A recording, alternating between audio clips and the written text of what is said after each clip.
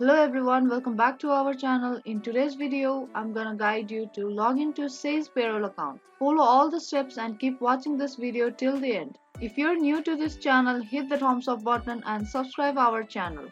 And also click the bell icon so that you won't miss any upcoming videos of our channel. Before moving on, let me tell you about Sage Payroll account. Sage Payroll is cloud-based software streamlines which automates payroll processes like pay slips and tax calculation. This payroll can be used by small business and also by charity or non-profit organization. Now let's move on to our first step. Open any web browser on a PC.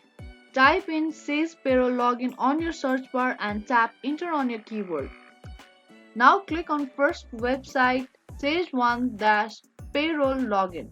After that, you will direct it to its official login page.